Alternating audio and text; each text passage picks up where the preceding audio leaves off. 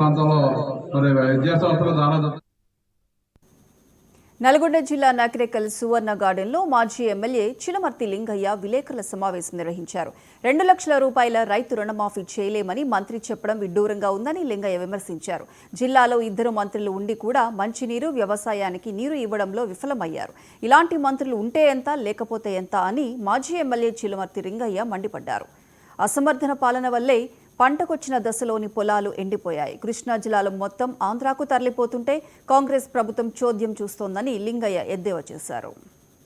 నాగరసాగర్లో 521 అడుగుల పైభాగం నీళ్లుంటే 3 మోటార్లు రన్ అయ్యేది. కానీ ఈరోజు దిగువ భాగానికి రావడంతో 519 దిగువ భాగానికి రావడంతో ఇలా 1 మోటార్ కూడా రన్ అయ్యే పరిస్థితి లేదు. కాలువలన్నీ ఎండిపోయినాయి. ఇలా ఆయకట్టు ఏరియాలో ప్రాంతం నాగరసాగర్ కానీ, అటు మిర్యాలగూడ కానీ, ఏఎంఆర్ ప్లాంట్ ద్వారా వచ్చే నల్గొండ కానీ ఆ 3 మోటార్లు మరి ఆ నిల్వ స్టోరేజ్ చేస్తే మనకి ఇలా పంటలకు నష్టం జరిగేది కాదు.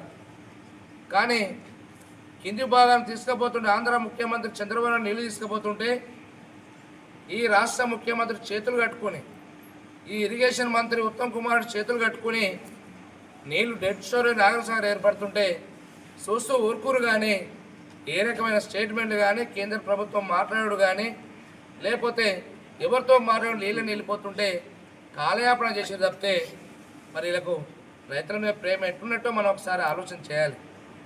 చంద్రబాబు నాయుడు మీద, ఆంధ్ర మీద ఉన్న ప్రేమ తెలంగాణ రైతాంగం మీద, నల్గొండ జిల్లా రైతాంగం మీద ప్రేమ లేదనేది స్పష్టంగా కనపడుతున్నది దీని నిదర్శనం.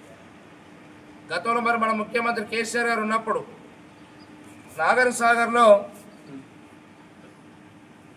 2020 మార్చి నాడు 500 అడుగులు ఉండేవి. అదేవిధంగా 2021 మార్చికి 548 అడుగుల .10 ఉండేవి. ఆ రకంగా మెయింటైన్ చేసింది ప్రభుత్వం. 2022 మార్చి కూడా 558.80 అడుగుల నీటి సామర్థ్యాన్ని మరి కేసీఆర్ నాయకత్వంలో మెయింటైన్ చేసింది నాగరసాగర్లో. ఎప్పుడైనా నాగరసాగర్లో 521